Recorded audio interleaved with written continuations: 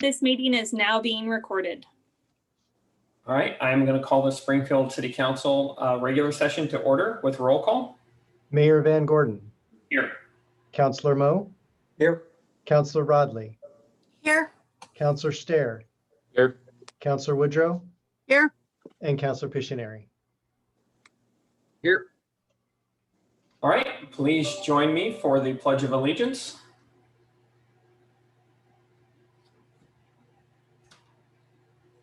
AJ, we don't have the flag yet. Oh.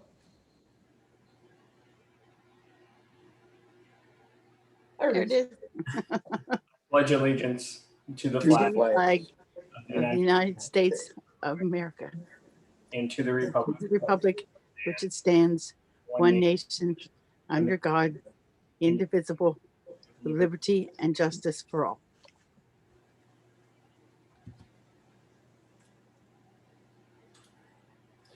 Okay, as we begin our meeting tonight, I would like to ask members of the audience who are joining us online to please keep yourselves on mute until you are called upon to provide public testimony. There is one time this evening designated for public testimony, and it will be listed as business from the audience on the agenda. If you are joining us online with a tablet, smartphone, or computer and wish to speak during this time, please use the chat window. It looks like the speech balloon in the upper right corner. Please send a comment to the meeting organizer with your name, ward, or general location and the subject you would like to speak about. You can select the organizer at the bottom of the chat window. We will call on you when it is your turn to speak. The order of public testimony is as follows. Anyone who has submitted a chat, anyone who has submitted an email in advance, and if there is remaining time, Neil will read the emails into the record. First item, please. First item is Springfield Upbeat. Item number 1, Mayor's Recognition. Children's Bookmark Contest winners 2020 through 2021. Taylor Worley and Emily David are here for the staff report.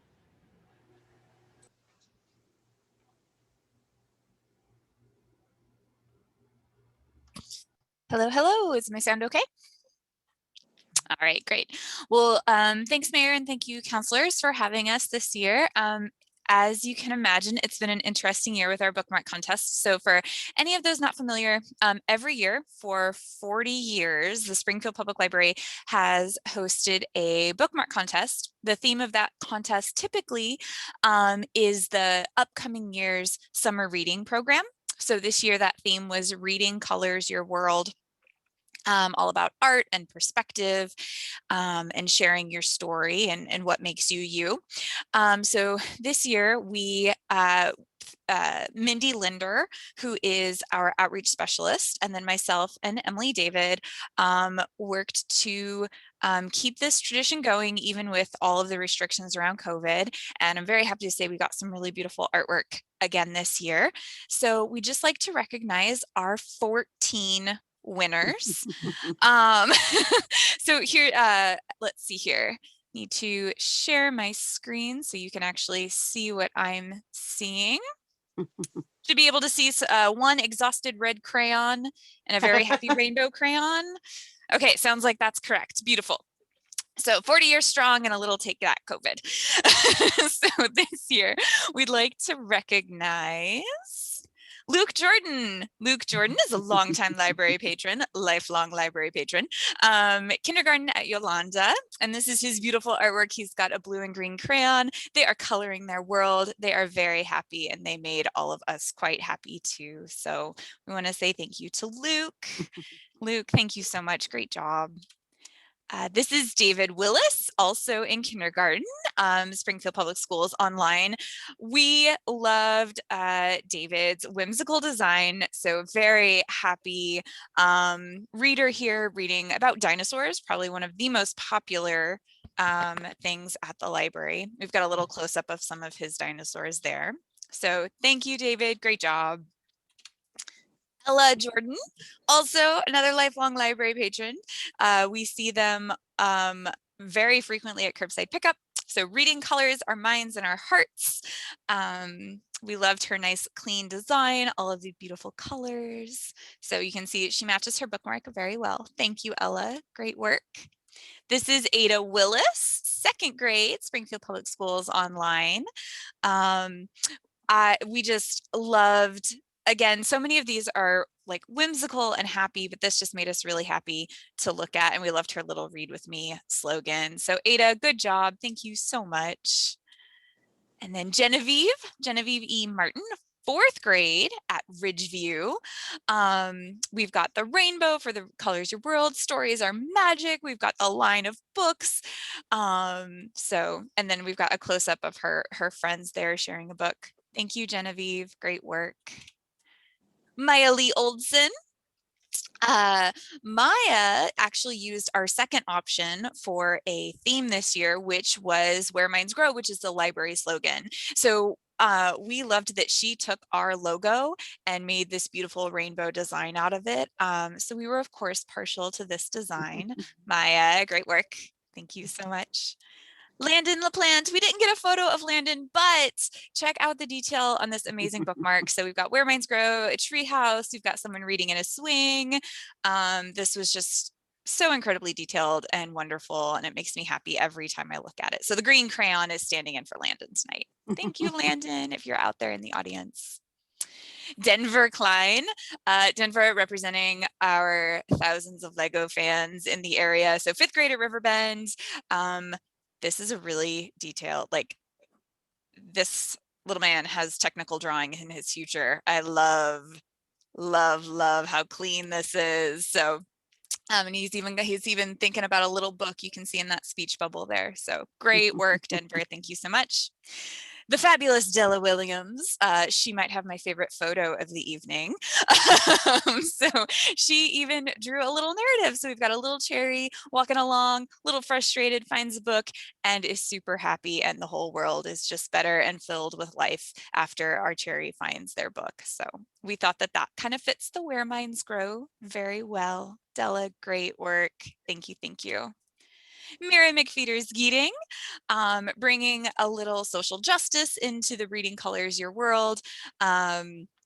So we've got Black Lives Matter and the rainbow flag and all of these wonderful kind of universal concepts in with the book. So that one was really great. It printed up beautifully. Mira, 6th grade and homeschooled, and one of our most stylish contestants, I must say. This is Ava Martin, 7th grade. Nice, clean, beautiful bookmark with bright colors. Really liked the two friends, you know, on opposite sides of the planet reading. We've got the rainbow splitting going through. Beautiful work, Ava. Thank you so much. Garrett Gray couldn't be with us tonight. Garrett's in 8th grade. We've got the yellow crayon standing in for him. And I wish I could have fit about like 4 details of this bookmark because there's so much to look at. But just this beautiful stock of really nicely illustrated books and all the animals. And then he came up with his own little slogan, the books give you a place to be when you have nowhere to go. So that makes us all warm and fuzzy inside. And this is A. This is actually, we had 3 sets of siblings in our winners this year, which I don't think has ever happened before. So we have some highly artistic families in Springfield. A did this beautiful kind of like sunrise or sunset rainbow with the 2 people bonding over the story in the book. And then of course, posing with their most amazing cat there. A, thank you so much if you are listening.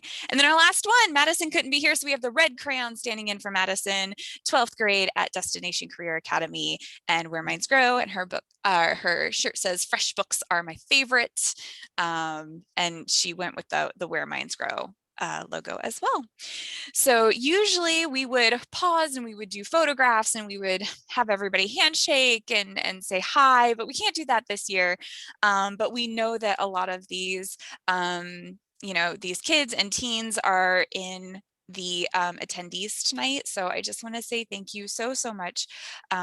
We were so pleased with all of the artwork, and I believe you all should have gotten your packets of bookmarks in the mail. If you haven't gotten them, yay! I was going to say, if you haven't gotten them, they should be to you very soon. So that's year 40, and hopefully year 41 we'll be able to be back in person again.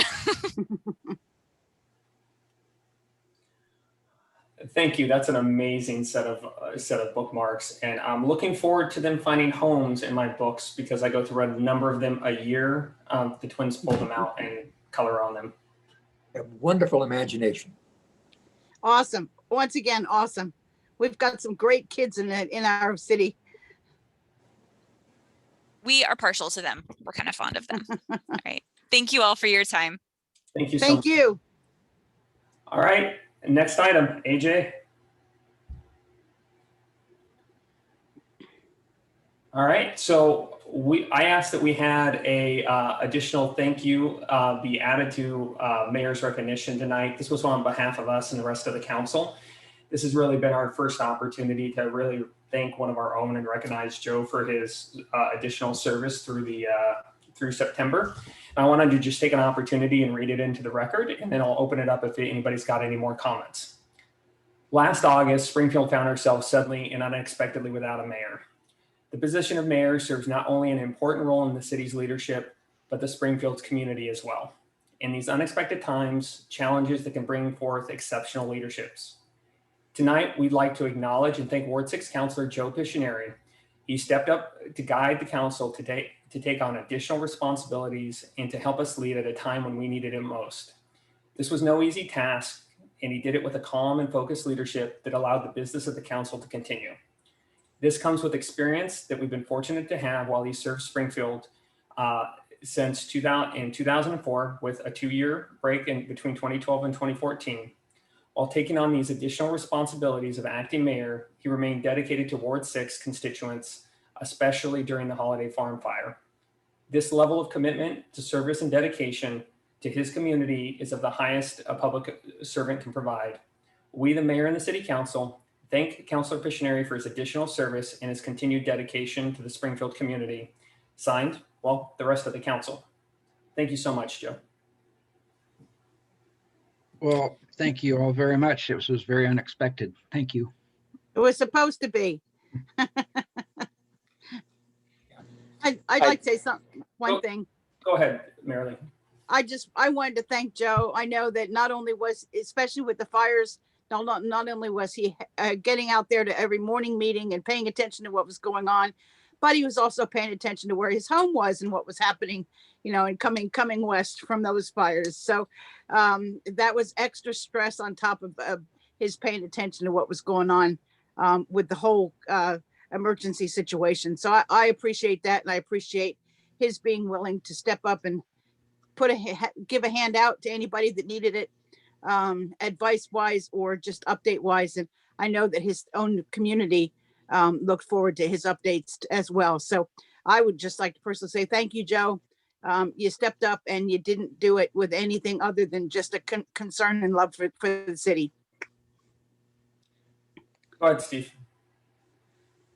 It was an extremely stressful period for Joe, and he stepped up and went through it.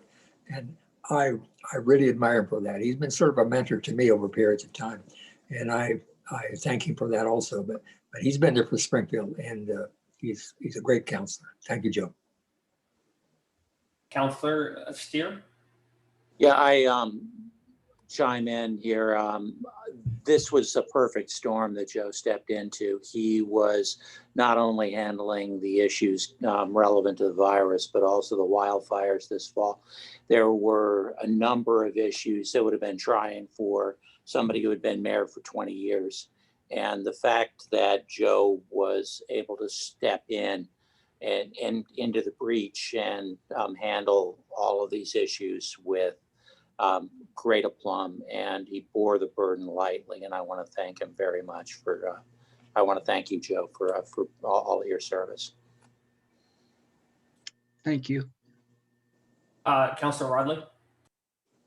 So I don't have as much gooey personal stuff to because I'm new, but I do want to personally express my appreciation. I think every time someone steps up and answers the call of duty and serves, it should be recognized and honored. So I appreciate you doing that. Thank you.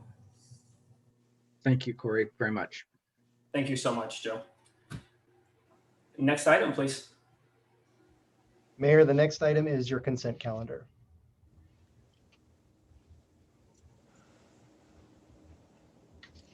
Do I have a motion to approve or reject the consent calendar?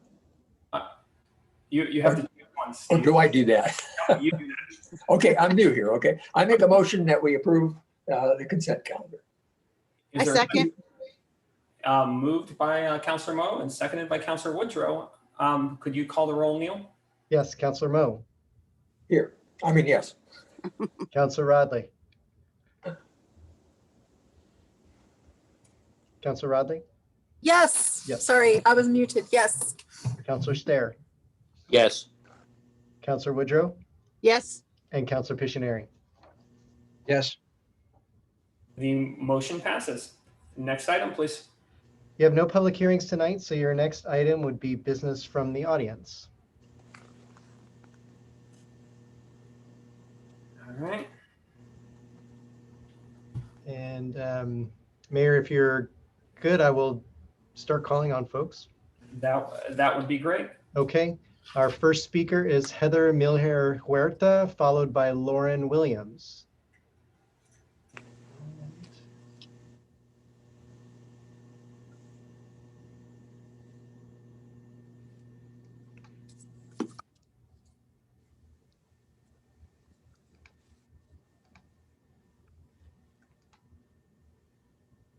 Okay, Heather, you should be able to. Am I unmuted now? Yes. All right, wonderful. Thank you so much. First of all, I would like to say congratulations to our bookmark winners. I enjoy my library bookmarks very much, and I am looking forward to seeing all of these new ones throughout the year. So my name is Heather Milher Huerta, and I am a library advisory board member. Libraries have given a great deal to me over the years, and the Springfield Library continues to give to me and my family, especially during pandemic times. Serving on the board has given me a chance to give something back, both to our library and to our town. And I'm here to just give a little state of the library to you guys. As an educator and a parent, I'm very attached to the For Every Student a Library program that provides library cards to students and their families, and to teachers who live outside of the city limits, so that all Springfield students and teachers can have access to the extensive library resources we provide. These resources include the books needed for learning to enjoy reading, for doing homework and research projects, and for supporting teachers in having the books they need to support their curriculum aims, which includes curriculum bins that provide classroom sets of books, as well as collections of books on individual subjects. As well as books, though, the library offers a wide variety of digital resources as well, databases that support every kind of learning, including those that offer tutoring and homework assistance. This program has struggled to find funding over the years and actually began this school year without any funding. I'm very happy to report, though, the library just learned of 2 donations to help fund this important program. The Springfield School District will be helping with $10,000, and a grant was received from the Springfield Rotary for $3,500. This is great news for this year. The funds will be used to buy materials and electronic resources that support teachers and students. The library will continue to look for sustainable funding for the coming years. Another program that is about how the library can best serve during difficult times is the digital library card option. The library is continuing to create digital cards for residents to access services during the pandemic, and these continue to be free of charge. Over 700 digital cards have been created during the pandemic, and just recently the library has developed an innovative Zoom meeting process for people to meet with the librarian via Zoom to verify their information in order to update their digital card to a full access card. This allows the patron to then access the physical collection and use curbside service to pick up items. The Zoom appointments are short and help keep staff and patrons safe during COVID. And as for curbside pickup, from June to December of 2020, this important service delivered 20,788 items to people's cars, where librarians put items directly in patrons' trunks with a smile and a wave. In all of 2020, 152,044 physical items were checked out, and 57,018 digital items were checked out. Thank you so much for listening, and my time is up. Thanks, Heather. Yeah. Mayor, your next speaker is Lauren Williams, followed by Holly Shaper. Hi, everyone. Can you hear me? Yes, we can. Yes. Okay, great. First, I'd just like to say that this is the best city council meeting I have ever attended. I loved seeing those bookmarks. Thank you for sharing that. I wanted to follow up. Oh, my name's Lauren Williams and I live in Ward 2, as you all know, I'm sure. I wanted to follow up about your last work session and your discussion around the budget reductions. And I want to make sure I understand that from what I heard, SPD has held a community service officer position unfilled for the last 14 years and will continue to leave that position vacant during the foreseeable future, using that money as a slush fund to cover overtime.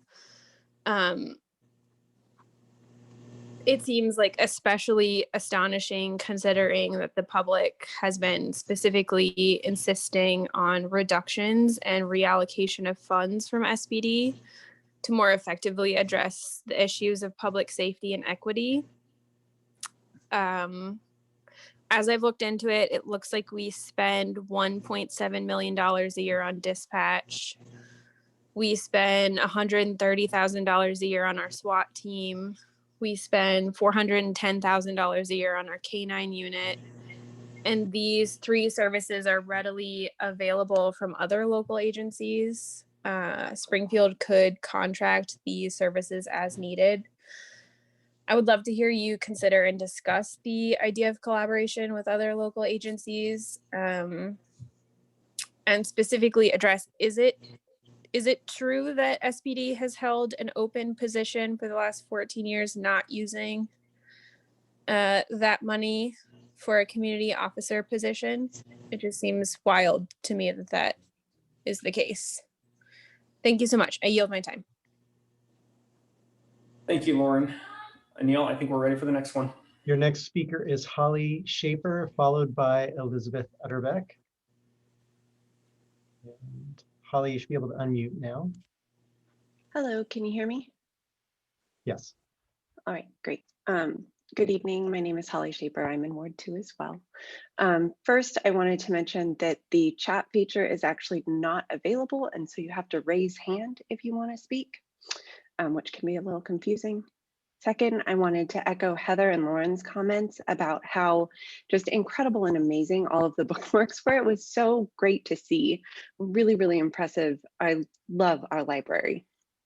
And then tonight, I wanted to ask about the status of a few important issues related to SPD: the Kenny settlement, business cards, and the body-worn camera implementation.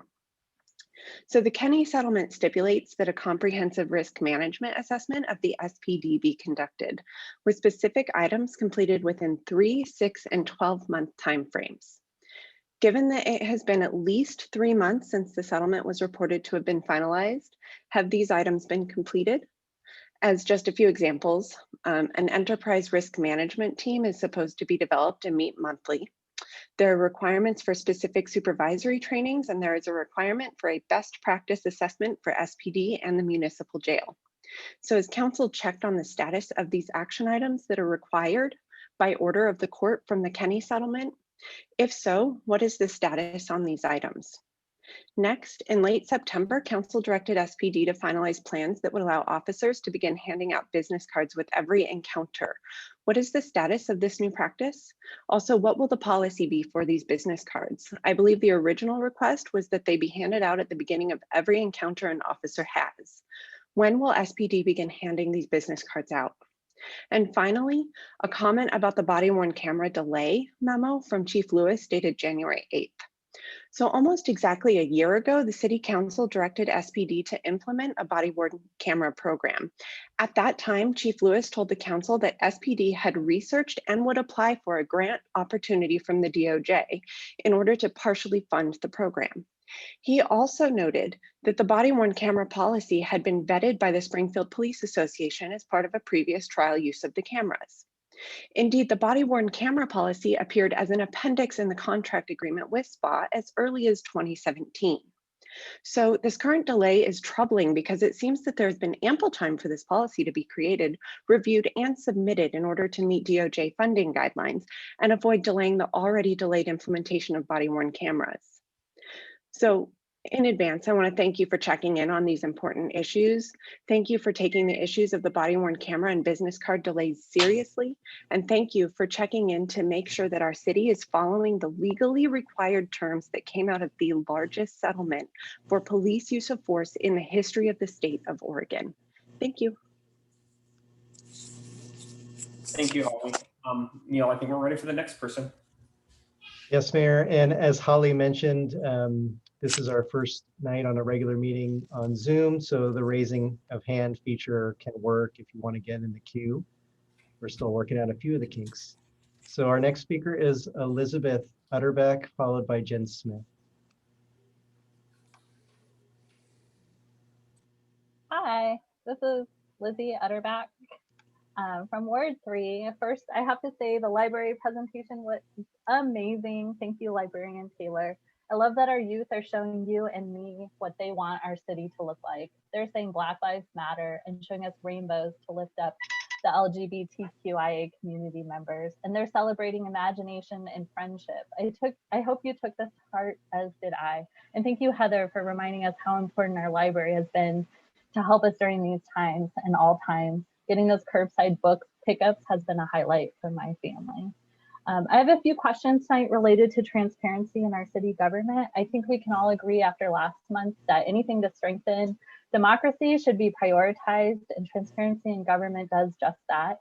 It also ensures efficiency and effectiveness in government, which I would guess to be a value of most Springfielders.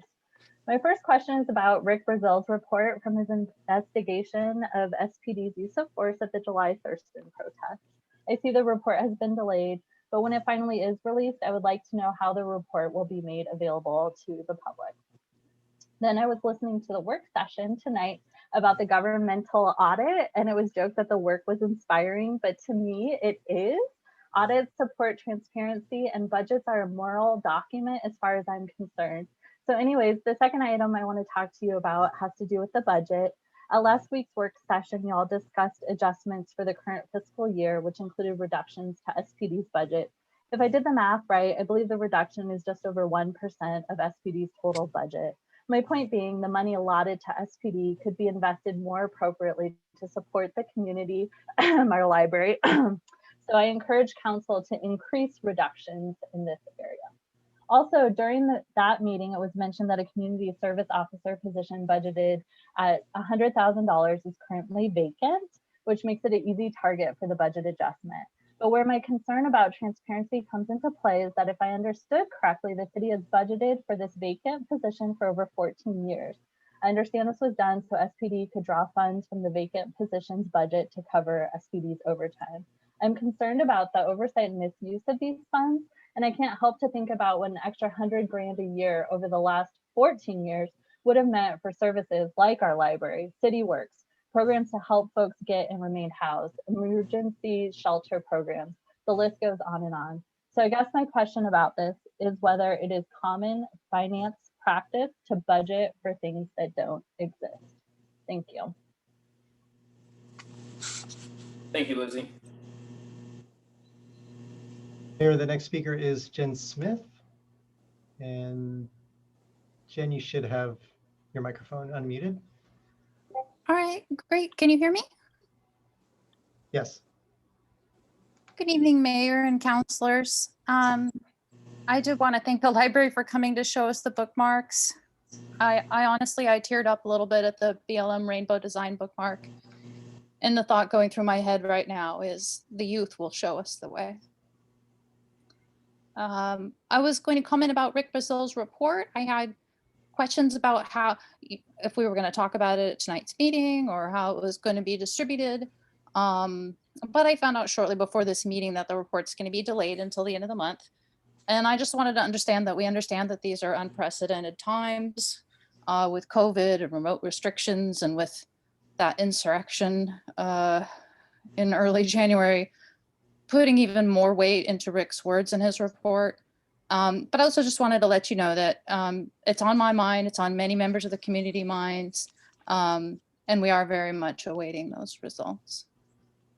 And once it is available, again, curious, will there be special meetings held for the community or city council meetings to discuss it, and when and how it'll be available to the public and how the information will be disseminated? On a related topic, I would like to ask, I suppose this is a question of SPD and the DA, or of your oversight of them through the city manager, at least of SPD. Why a Springfield resident, who I'm not going to be named, who has admitted to the press to entering the Oregon Capitol building illegally December 21st, seen on many videos and photos using a megaphone, waving a flag, standing inside the breached US Capitol grounds, hasn't been charged yet. Someone who's assaulted people locally, participated in violent riots in Portland. This man's a dangerous menace to our community and democracy, and he's made local, state, and national news doing it with no apparent consequences. At the last meeting, I asked also that you have Chief Lewis conduct an investigation into whether any SPD sworn officers or other staff attended the Capitol insurrection on the 6th. EPD's concluded their investigation as SPD. Last point, I just saw that the Madison police chief has banned the display of thin blue line symbology by officers who are on duty. I remember seeing on live streams, I believe SPD officers wearing thin blue line materials. The Madison police chief said the flag has been co-opted by extremists with, quote, hateful ideologies, and our department needs to distance itself from the imagery to build trust with the community. We must consider the cost of clinging to a symbol that is undeniably and inextricably linked to actions and beliefs antithetical to our values. So I would ask that that be done. Thank you, and thank you for letting me speak. Thank you, Jen. Mayor, that appears to be all of our speakers that are in the queue. All right. Then I would open this up for any council response. Councilor Steer. Thanks. Yeah, I understand that the Brazil report is going to be released around the end of the month, and I did want to check in on the availability to the public. Also, I wanted to just check on the status of the risk management assessment that was mandated by the Kenny settlement for Holly Shaper's question.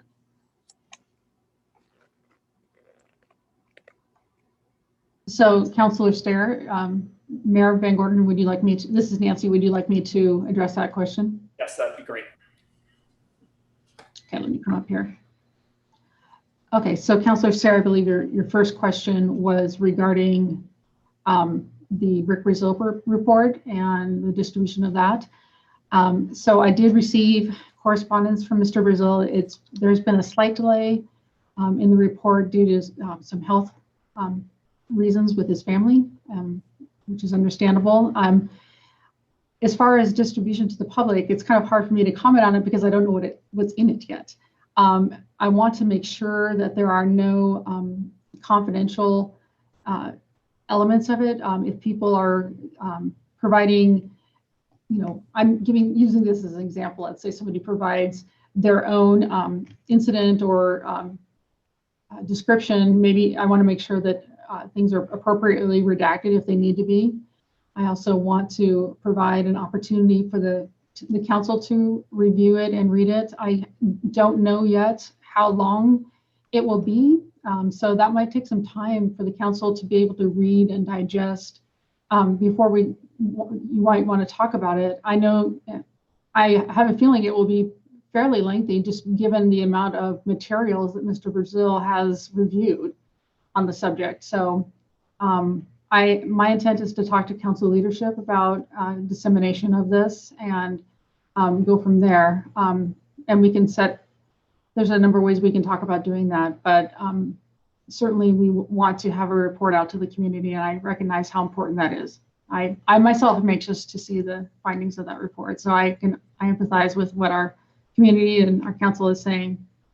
The second question I believe you had was regarding the enterprise risk management team as a result of the Kenny settlement, and I want to report that we are well underway. We have a group of department directors plus myself and our city attorney that is reviewing an enterprise risk management program. We're on schedule with all of the reports that have been due to our insurance carrier, and we have developed kind of a reporting of likely risks that might occur in the city and how we could mitigate against those. We will also have some software that we will be using to help do analysis of risk. So this is going to be very helpful in our reporting and looking at what are our areas of risk and where do we need to focus training, education, hiring practices, updating policies, all manner of administration elements that are associated with risk management. So those are both well underway. Is there any kind of timetable about the risk management assessment? In my mind, risk management is something we are always going to be doing. Okay. And so it's going to be an ongoing program for the city. And we do have an individual in our human resources department that is assigned to this project. And so we are going to be continually meeting to evaluate our risk management program and look at potential risks. Right now, what we are doing is setting up the structure of the program and doing an analysis of our potential risks. Our next step is to evaluate claims and look at all of our claim history, look for trends. So, we're starting this from the ground up, but we're being very comprehensive in our approach. Thank you. Councilor Rodley. Since the city manager is here, I just wanted to follow up with a couple questions. One, it is my understanding that the body worn cameras the goal is that those will be live in March. But the question I don't know the answer to is what is going on with the business cards?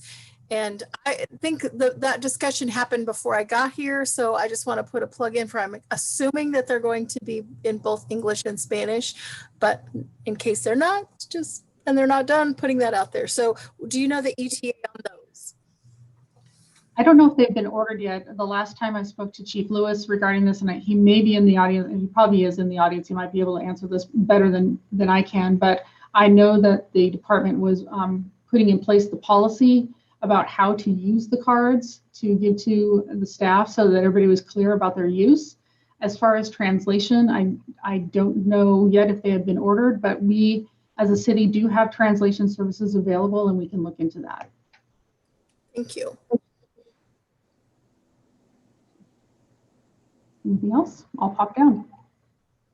All right. Anything else for council response? Very good. Oh, Councilor Moe.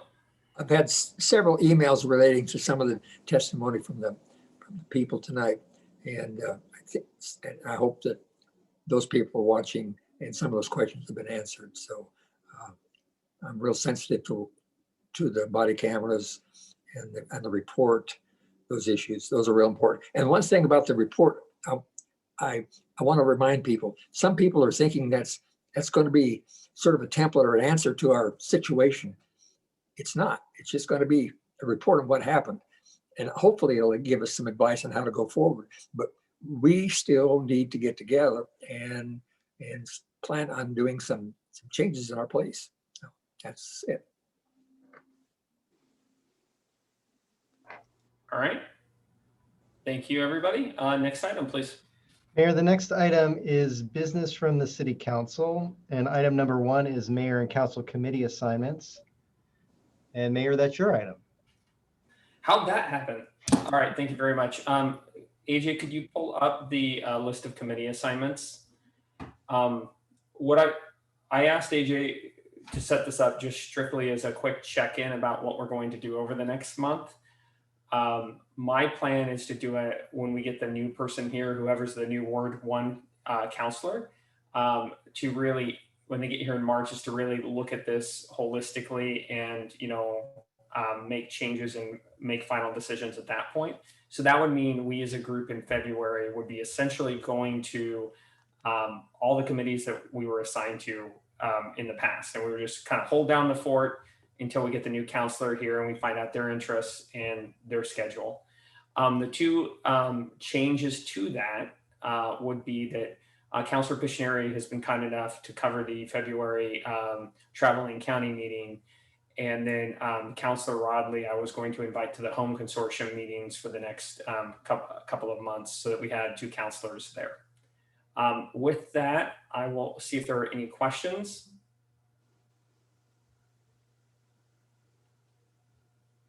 And then we will plan on redoing and having a longer discussion in mid-March, right before we go on spring break. So I know that Nancy's got that down to get it plugged into the agenda. That's all I had. Thank you.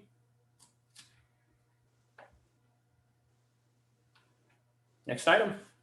Next item is any other business from the council.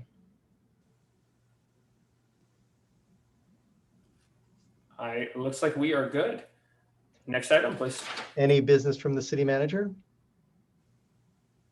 I just wanted to quickly thank our finance staff. We had a presentation in our work session about our CAFR, and I really appreciate the hard work they did. I especially want to recognize Megalaka for the work that she did over several weeks putting that information together. Yes, thank you. I know it was a ton of work, and I would recommend anybody who has the time and energy, definitely go look at at least the introduction letter to the CAFR. It is a deep explanation of who we are as a city with lots of interesting facts. Next item, Neil. Next item is any business from the city attorney. Good evening, council. It's Mary Bridget. I don't have any new business for the council this evening. I did want to clarify one of the questions from business from the audience tonight. City manager is answering questions about the enterprise risk management program that the city is undertaking, and that will be an ongoing program. The settlement agreement also required a best practice assessment which was completed by CIS. It's been done and in the process of being finalized. And it was a separate assessment for the jail and for the police department. And once it's finalized, part of the settlement agreement is also to post that on the city's website. And that's all the business I have this evening. All right, thank you. It looks like we are done. I'm adjourning the meeting. Have a great night, everybody. All right. Right.